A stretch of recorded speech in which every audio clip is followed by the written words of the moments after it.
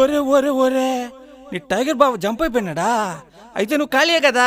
లేదు, అరే పక్కింటి కుర్రాడు సీను, మా వీధిలో వాడు డాన్.